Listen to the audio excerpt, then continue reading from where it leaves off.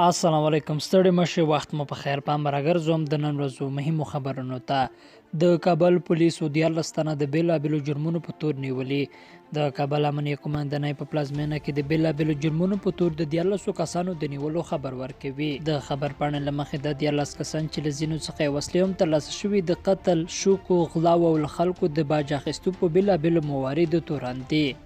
هرات کې ټرافیکي پیښې د یوې کورنۍ 9 غړي وژلي د هرات په درسکن ولسوالۍ کې په یوه ټرافیکي پیښه کې د یوې کورنۍ 9 غړي مړه شوي او یو ماشوم سخت ټپېدی د هرات ولي ویان جیلاني فرهاد نن رسنیو ته وویل پیښه تېره شپه شوې او په قربانیانو کې ښځو ماشومان هم شامل دي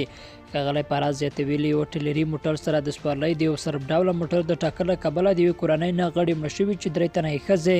4 نارینه او 2 ماشومان دي ملي امنیت شورا وایي په 2 ورځو کې د طالبانو 210 تنه بندیان خوشي شوي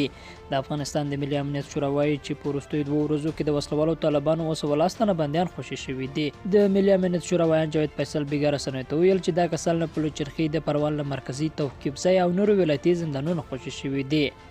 چارواکي وایي پروان کې وسلوالو طالبانو درې ملکیان وژلي په پروان کې چارواکي ویلي چې پر یوه امنیتي پوسته د وسلوالو طالبانو په برید کې 3 ملکیان کسان وژل شوي دي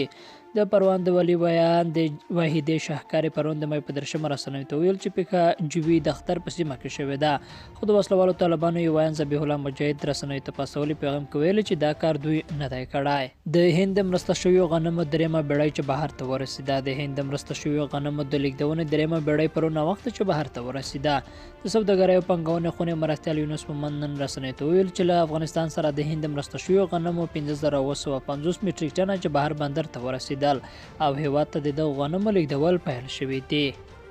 او وروستی لنډ مهم خبر مو ده چې د افغانستان کې تیرو 40 ساعتونو کې 680 تنه په کرونا وایرس اخته شوي د افغانستان امنیت روغتیا وزارت وایي په تیرو 40 ساعتونو کې په ټول هیواد کې 680 نور کسان په کووډ-19 ناروغۍ اخته شوي دي د دې وزارت په خبر پاڼه کې چې نن خبره شوې چې دا شمیره څه باندې 1100 مشکوکو مواردو له مینې وروسته ترلاسه شوې ده په بیان کې په تیرو 40 ساعتونو کې په کووډ-19 ناروغۍ د اخته کېدو له کبله 8 کسان د مړینې خبر هم ورکړل شوی دی